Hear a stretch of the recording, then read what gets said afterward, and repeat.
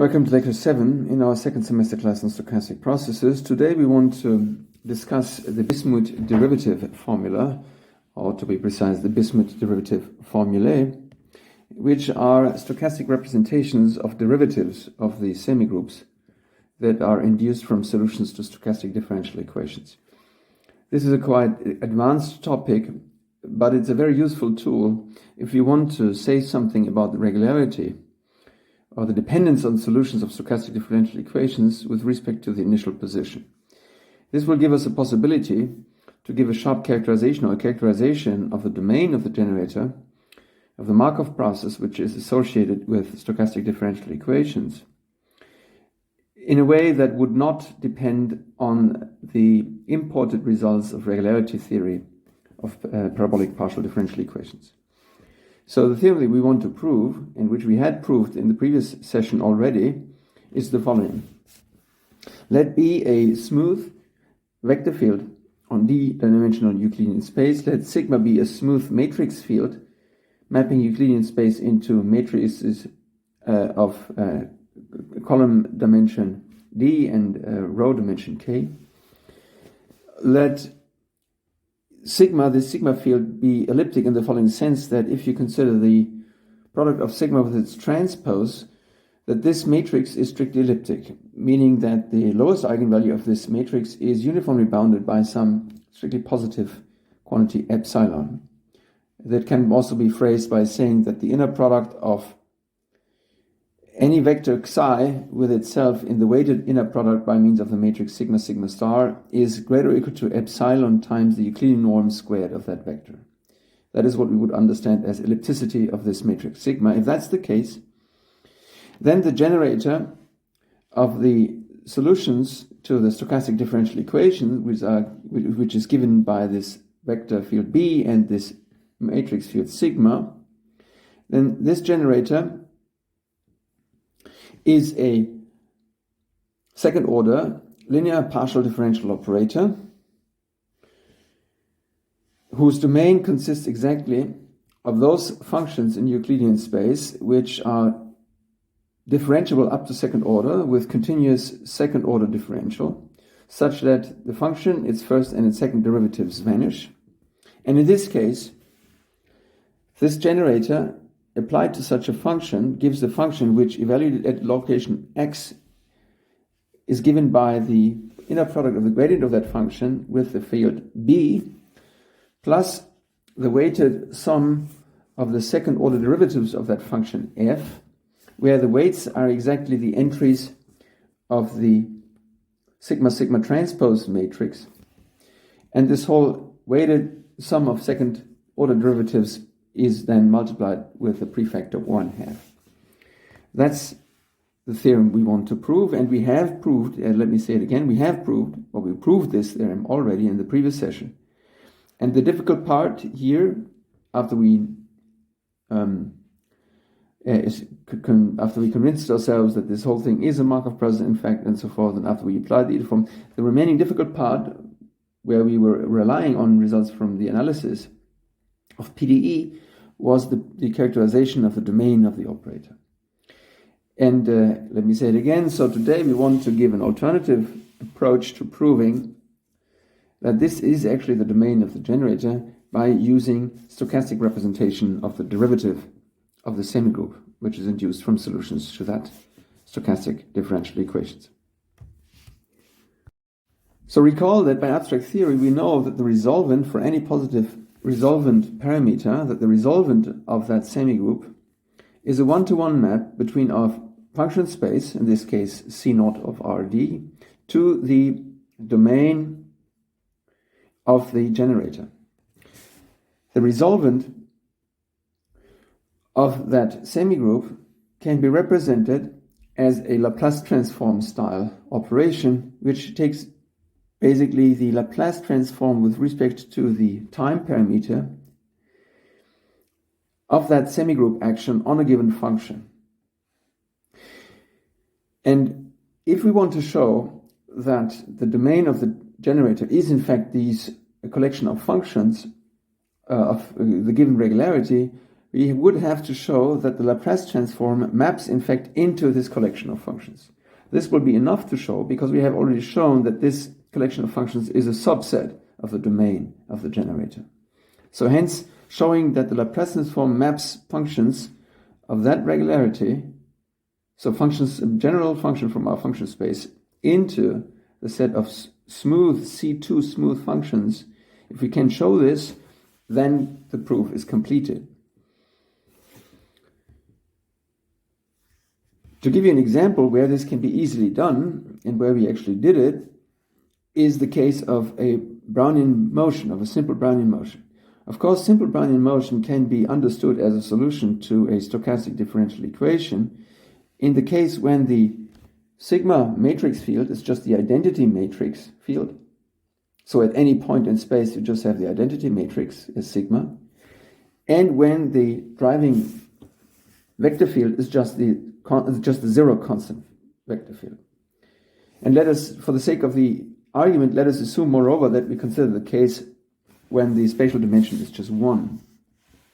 In this case, the solution to our stochastic differential equation is just the Brownian motion, which is easy to be seen.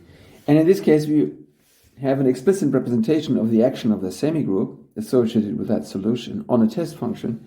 Namely, this is just the integration against the Gaussian kernel, or the heat kernel in this case. Now, as a function of x, this object on the right-hand side depends on x only as a parameter inside the integral, where this parameter appears inside this Gaussian function. And by the regularity of the Gaussian function, you can convince yourself easily that if f is a bounded function, which, for instance, vanishes at infinity, then this integral, which depends on the parameter, is differentiable with respect to that parameter, and you can obtain that differential by differentiating inside the integral. So if I'm asking what's the derivative of this pt function with respect to this initial position, x, then in case of a Brownian motion, I obtain this explicit representation, and I can convince myself easily that this function, as a function of this unknown x, is again a function which vanishes at infinity, and of course is continuous. And likewise, I can also go for the second derivative, which again by parametric differentiation of that integral produces an expression of this type, which is not much worse than the expression that we had before for the first derivative. And again, with a little bit of exercise, a little bit of thinking, you can convince yourself easily that this is a function for t positive, that this as a function of x is a continuous function which vanishes at infinity. Since this is true for any t, the same will be true if you take this kind of averaging process with respect to the p parameters with a weighting factor e to the minus t lambda. In other words, once you have convinced yourself that the pt's are smooth, then you can convince yourself that also the corresponding resolvents are smooth, because it's just an averaging process with respect to that time parameter. And that would be enough to establish, in the case of Brownian motion, that the domain of the generator of two-dimensional Brownian motion is in fact this space of C2 functions which vanish at infinity, including with their first and second derivatives. So in the Brownian case, the precise characterization of the generator was easy because we had a basically simple and straightforward, let's say, closed form expression for the gradient or for the derivative of the semigroup with respect to the starting point. Generally, it's not a trivial question, because the derivative of the semigroup with respect to the starting point basically asks for the stability or for the smoothness of the solutions of the stochastic differential equation with respect to the starting point. So therefore, it's quite subtle and quite interesting that we find a representation which is so easy, and which in particular does not take into account the actual derivative of the test function, which is evaluated in this semigroup. So that's really a noticeable detail, that this formula that we have here for the Brownian case gives a possibility to state the sensitivity of this evaluation process with respect to the initial position in a way where seemingly, or where in fact, the actual sensitivity of the test function of the observable does not play any role. That's a significant achievement. And our aim today, in this lecture, is to establish similar formulas in case when the underlying process X is not a Brownian motion, but is a solution to a stochastic differential equation. And these type of formulas, or this collection of formulas, are called nowadays Bismuth derivative formulas. And they are quite recent, and they are still being used very much in the research literature. And since the arguments are slightly involved, and technically, in terms of computations, you have to do a little bit complicated, I restrict the whole discussion to a simple case, to the probably simplest possible case, where things are still interesting, but kind of tractable. So therefore, I want to give you a full proof, first of the Bismuth derivative formulas that we need, and then also the application of these formulas to the actual argument we want to make, in the case when the spatial dimension is 1, when the sigma matrix is just the identity matrix, just a constant function 1, and when the vector field, which we want to consider here in our stochastic differential equation, is of course just a function which is arbitrarily smooth, but in our case, I guess, having a C2 regularity for that function is sufficient. So I want to show that in that particular case, we have such derivative formulas which resemble, in a way, the Brownian situation, and that we can prove precisely that the domain of the generator is these collection of C2 functions. Okay, here is already our first Bismuth derivative formula for the first derivative of the semigroup induced by the solutions of that stochastic differential equation in one dimension. The statement goes like this. So suppose you have a solution to this stochastic differential equation, which is now in one spatial dimension. We have one-dimensional driving Brownian motion. The sigma is constant 1, and the b is just a smooth function. So suppose we have this solution for a given starting position x, and suppose that we solve the following ordinary differential equation for a function q, which is defined as the solution of this equation. Namely, q is the function that solves q dot of s is minus q of s times b prime at the position of the process at time s, where we also want to start this function or this solution at initial position 1. That is what we have here is an ordinary differential equation for a function q, which has random data. So we would call this an ordinary differential equation with random coefficients. If b is a nice function, b prime is continuous and bounded, say, then we have no issues with solving this equation. There's a unique solution, and q shall be our symbol for that. Let moreover fix moreover some time t, which shall be something like a terminal time point of our observation interval, and consider a smooth or C1 smooth function in time, which is defined on this time interval, which starts off at initial time at the value of 1, and at terminal time it assumes the value 0. Then we can represent the derivative of the semigroup acting on the function f with respect to the initial position of the solution to the stochastic differential equation as the following expected value. It's the expected value of a product, namely it's the function or the observable, which we evaluate at the terminal time of our observation.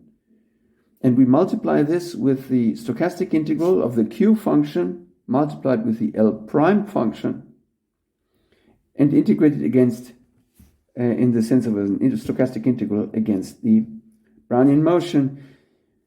And this integral needs to be evaluated at time t. Taking the product of those two random quantities is the random variable of which we take the expectation on the right-hand side. So if you take a look at this representation, you see that it resembles the formula that we have for the Brownian motion if we make particular choices, and in the particular case when b is just the zero function. And you see also that we have achieved exactly what we have been telling in the introduction. We have managed to find a representation of the derivative, or the sensitivity, if you like, of this evaluation procedure with regards to the starting position by means of an expected value which does not involve the derivative of the sensitivity of the actual evaluation function. That's quite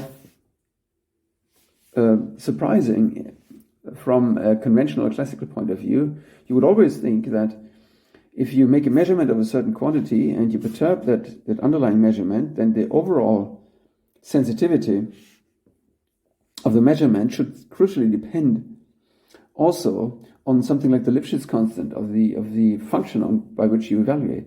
And this formula here seems to contradict this basic or very straightforward and plausible reasoning.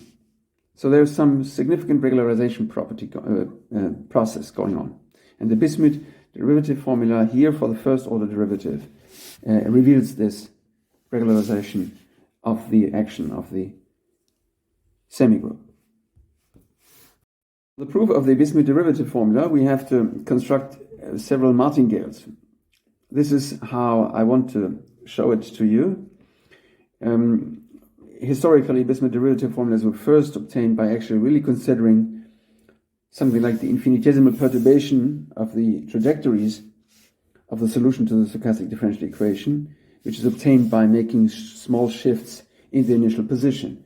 But this would involve having more theory about the differentiability, in fact, of trajectories with respect to the initial position. That's something that I don't want to do. The proof that I want to present today is more recent, and it does not need to consider this differential process, but it therefore has other complications, which here in this case mean that we have to construct a collection, several martingales, and combine them in a clever way in order to ultimately end up with an identity which we can insert into an expectation operation and which gives the desired relation. So in order to achieve this, I will proceed step by step, and I want to start off with just a consideration of a certain solution, or an arbitrary given solution of a PDE which we have already seen. Namely, assume for a moment that we have a function phi, which is defined on the space-time. So it's regular in time, it's C1 differentiable in time, and say, for instance, C4 or something, or C2 would probably suffice for that argument. So let it be regular both with respect to time and space. And in what shall be presented further on, we shall always write a sub-index comma t for the time derivative of quantities, and we shall write spatial derivatives with the prime notation. So let us then assume that this function phi, with a given regularity, solves the linear parabolic PDE that is associated to this formal generator of our stochastic differential equation, namely the time derivative of phi equals phi prime, first spatial derivative, multiplied with the function b, plus a half second order derivative of the function phi. And the analysis I want to carry on will be first related, or will be first restricted to the analysis of the derivatives of this function and stochastic representations of the derivatives of such a function by means of the solution of this stochastic process, x. Now, as in the statement of the theorem, I want to fix a certain terminal time point little t, strictly positive, And I will start now constructing and introducing several martingales, which then will be combined in such a fashion that the desired equality will be produced. So for S ranging in the time interval from 0 to terminal time, I will introduce now a process MS, which is defined by plugging into this function phi the solution of my stochastic differential equation at time S. But I want to evaluate this not for the time parameter S, but for the reflected time parameter T minus S. So here there is a little bit of a time reflection going on with respect to the time parameter in this phi function with regards to this terminal time point T. So in a way, I'm going in the time axis, or the time parameter of the function phi. I'm going backwards in time, starting from capital T, or from terminal time T, going backwards in time until I'm at time 0, when little s happens to be terminal time. And with regards to the time parameterization of the solution process, I'm going forward in time. So this is the forward-backward game that I'm going to play several times. And here I'm doing it for the function phi, which is, let me say it again, assumed to solve this parabolic partial differential equation. And the claim is that this ms function is our first martingale, that this is in fact a local and in fact honest martingale. That is a computation and an argument that effectively I think we did already a couple of times. Yes, we did it in the context of the representation of the Laplace-Poisson problem on bounded domains. We did also a similar computation already in the context of the analysis of the Black-Scholes financial market model.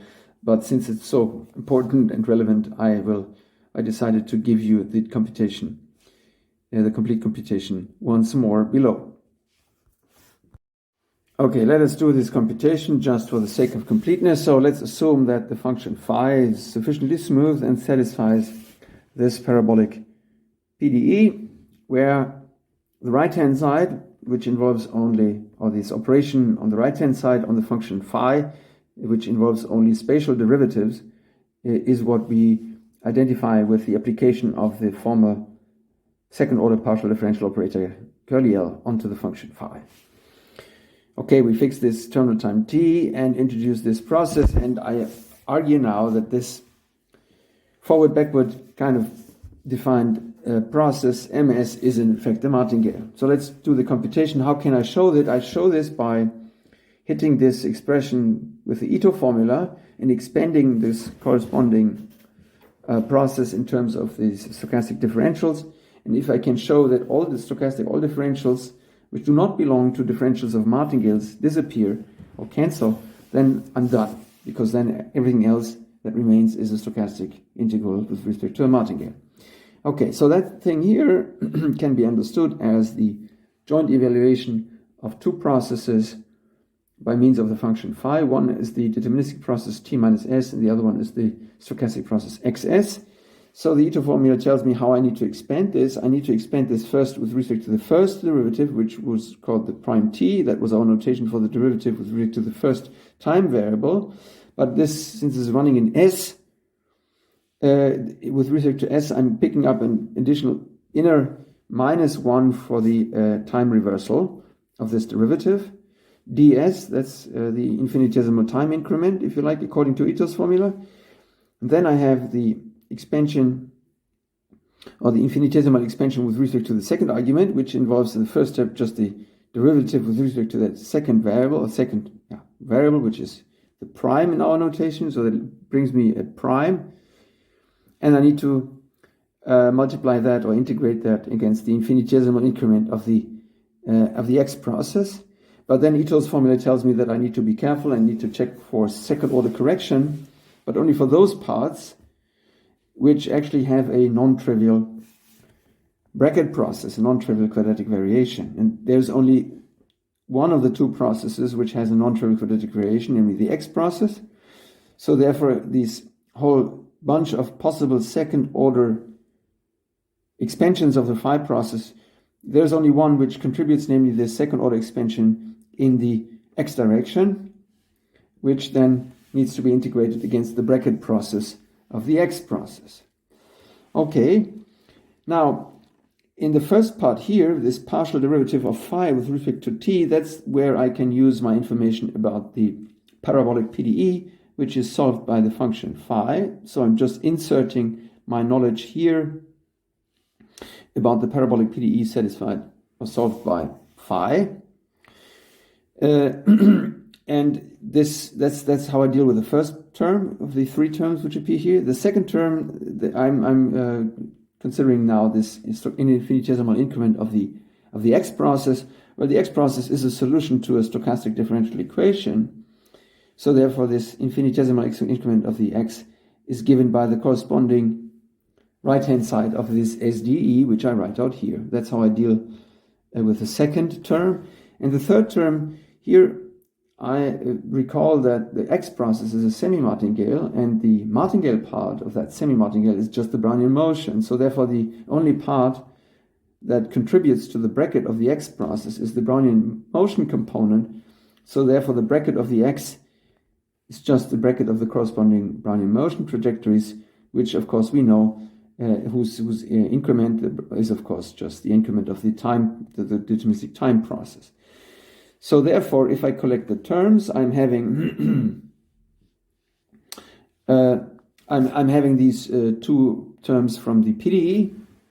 Then I'm having these two terms from the E2 expansion of the phi function with respect to this spatial variable, which will be integrated against the ds. And finally, I have this one remaining term which was inherited from the first order derivative of phi, which needs to be integrated against the Brownian motion. And now I did everything correct because I see that these two terms, or these pairs of terms, respectively cancel, and the only thing that remains after I did this expansion properly is the phi prime, the derivative of the function phi with respect to space, evaluated at t minus s and at spatial position xs, integrated against the Brownian motion dws. But this is this is exactly what I wanted to see, namely it is the stochastic integral of this integrand against this integrator, where the integrator is a continuous martingale, and therefore the whole thing is a local martingale.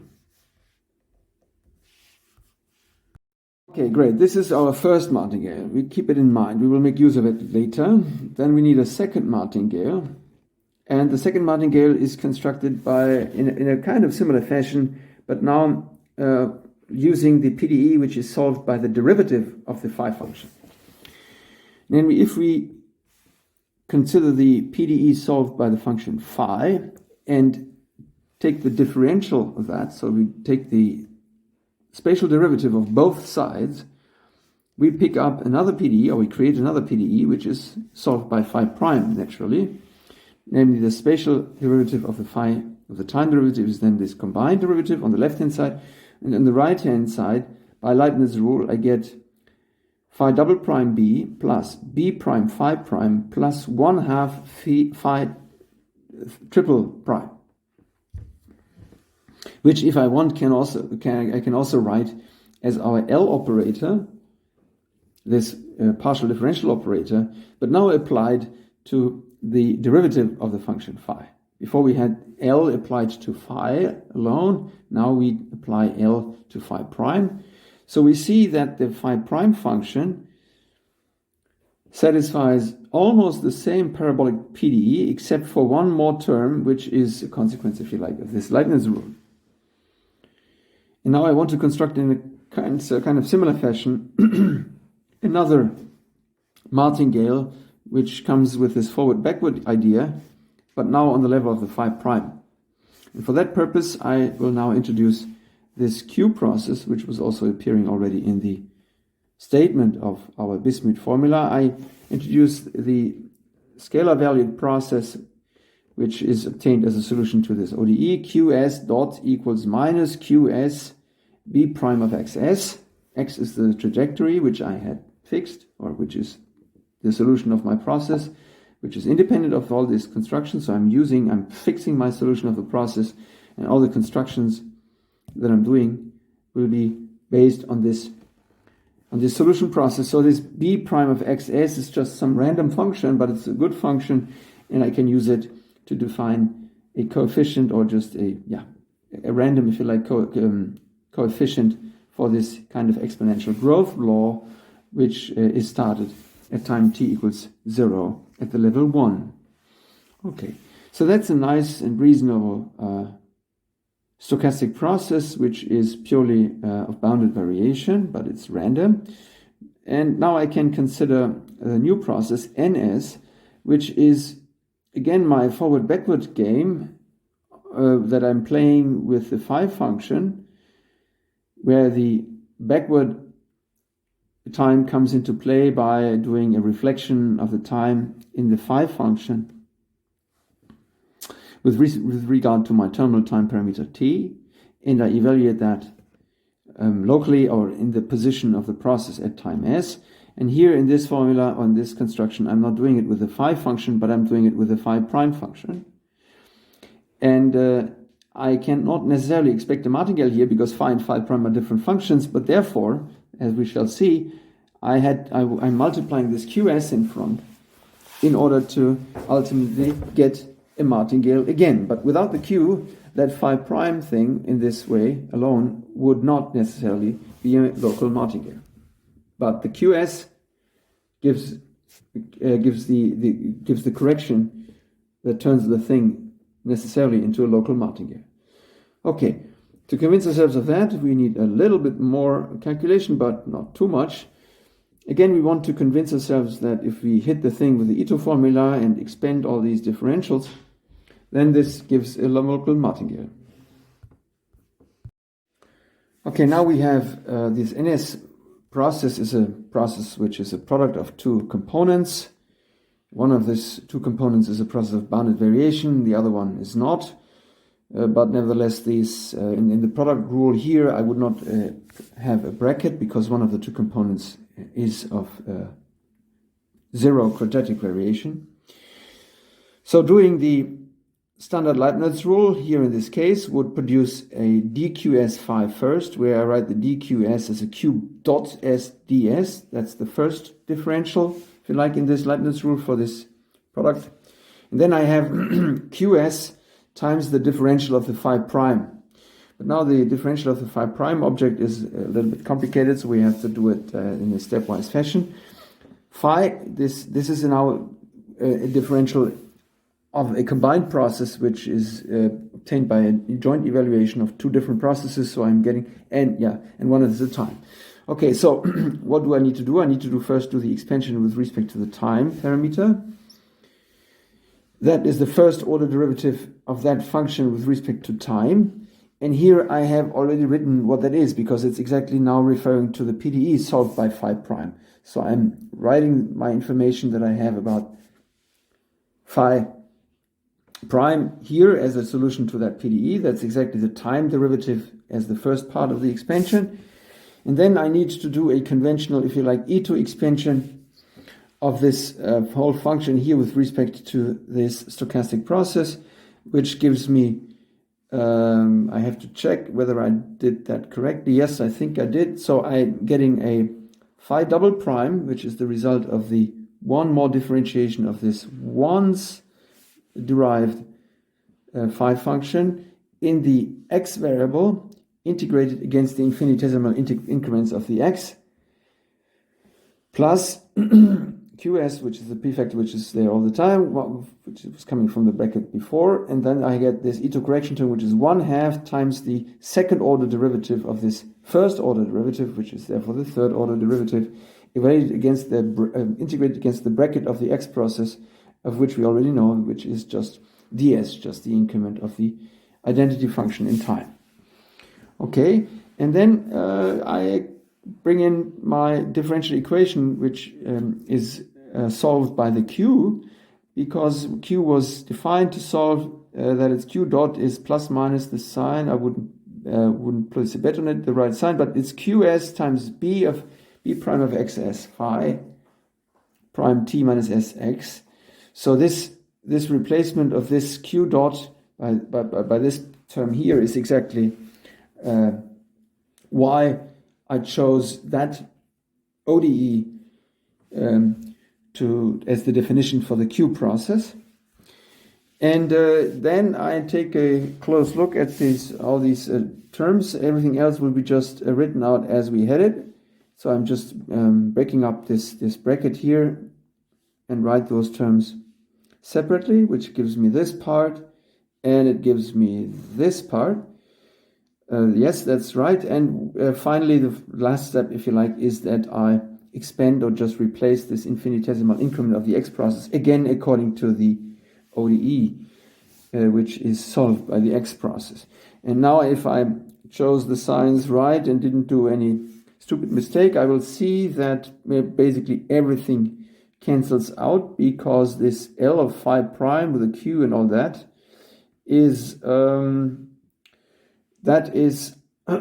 this part here, this phi double prime with a B and the 1/2. So this part, these two terms, the phi double prime with a B and the phi triple prime with a 1/2 altogether, they match up with the L operator applied to the phi prime. And then, of course, I'm having only one more ds part left, which is this product of B prime XS phi prime with a QS, and modulo probably one error in sign. I see that these two terms match up and vanish or cancel. And I see that the only term which remains is again a term which is the infinitesimal integrand, for correction, is the infinitesimal increment of a stochastic integral with regards to a Brownian motion, which means that ultimately NS is in fact a local martingale. That was the second martingale which I had to introduce. There is at least one more I need to bring about. So that's now what I shall do now. I haven't considered this L process yet. It will enter the game now. So we will fix such an L process, which is C1 in time. And so I need to have that L process only on the interval from 0 to t, in fact. And now I'm using these previously introduced martingales or local martingales MS and NS together with the L process to construct yet another martingale, which I shall convince you that it is in fact a martingale, and which is defined as the product of this N process with the L process minus the product of this M martingale, which we introduced at the beginning, times another martingale, in fact, in a way, the fourth one, but another process, which is the stochastic integral of the Q process multiplied with the derivative of the L process integrated against the Brownian motion. Okay, let's call this process the second or the last factor here in this definition of the N process. Let's call this L. So in writing it like this, I'm seeing that this N tilde S process is my old NS multiplied with LS, this new arbitrarily chosen differentiable function in time L, minus the martingale MS multiplied with the martingale LS. And as I just said, I claim now that this N tilde process is again a martingale. And of course, we can check that again by applying this with the hitting this with the Ito formula. Well, LS is a C1 process, so it's in particular of bounded variation. So therefore, if I do the Ito formula for this product, I'm getting no Ito correction. So therefore, the increment of this product is NS DLS plus LS DNS. That's the increment of this first product, and the increment of the second product is given in terms of the Ito formula for product with the Ito correction. So it's MS DLS minus LS DMS. That's the conventional Leibniz rule, but we know from our first class in stochastic analysis that we have to be ready for a correction, which is the bracket process of the two processes. And here both processes are Martingale, so therefore the bracket process will generally be non-trivial. Okay, and let's now take a closer look at the bracket process of this ML, of M and L. Well, M, let me call it to you. This was this forward-backward Martingale using the function phi, and the L process I'm writing out explicitly. And now I can use the, if you like, the Ito formula for the phi process again, and write this whole phi thing as a stochastic integral. And then what I'm having, in fact, inside this bracket is the bracket of two stochastic integrals. And there I recall that the bracket of two stochastic integrals is just as good as if I take the two integrands, take them in the product, and integrate against the bracket of the stochastic integrators. This is what I do here. And then, of course, as before, the stochastic, the bracket of the X process and the W process is just as good as if you do the bracket only for the Martingale part of the X process, which is the Brownian motion, so therefore I'm getting the ds for that bracket again. And now I take a look, I'm writing this L prime as ds, of course, as a dls, and I'm left with this phi prime times qs dls, which is, if you take a closer look, nothing but ns dls. So we see that the bracket, the last bracket that I was computing, or the only bracket that I was computing, actually coincides exactly with this first term in this expansion, and therefore they cancel, because this other one has a minus in front, and I'm left with only those three differentials, and each of those differentials is a differential with regards to a Martingale. So therefore, this whole thing is a differential with respect to a local Martingale. It's a local Martingale, in fact. So hence, n tilde s is in fact a local Martingale. That's where we wanted to head for. That's now, if you like, the last Martingale we had to consider. And if we use the boundedness assumptions on the coefficients on the function phi, if you want, we can also assume that n is in fact an honest Martingale. And an honest Martingale, in particular, preserves the expected value, and that will lead us now to the desired conclusion. It implies, this is what's the implication of that, which we were heading for, that this n tilde Martingale at any time has the same expected value. And now we go back into the definition of the n tilde process and take a look and whether we can say anything interesting about these two different boundary values, or the boundary time points about the process n tilde. Okay, and in order to do that, I want to come back to the assumption which was in the statement of our lemma, that this L function, which is general, will now be required to have the value 1 at time 0 and the value 0 at terminal time t. That will be important now for the evaluation of this n tilde process in those two different time points. So let me say it again. The L starts at 1 and finishes off at 0. So let's have a look at this n process again, the n tilde process to be precise. So n tilde, therefore, so the first part of n tilde at time s equals 0 will be just n of 0. And at s equals 0, the stochastic integral here in the second factor vanishes, so therefore at s equals 0, this second summand in the n tilde process does not show up. And what is n at 0? If you take a look at it again, n of 0, this was q at 0, which was defined to be 1. And then we had phi prime of t and x, or x little x at 0, which is of course little x. So therefore it's therefore the derivative of the phi prime, correction, it's the derivative of the phi function at time x. That's the value, or that's the deterministic value of the n tilde martingale at time equals 0. And what's the value of the n tilde martingale at terminal time t? Well, the L variable is a 0 there, so we don't have to consider the n in that case because it comes with a factor 0.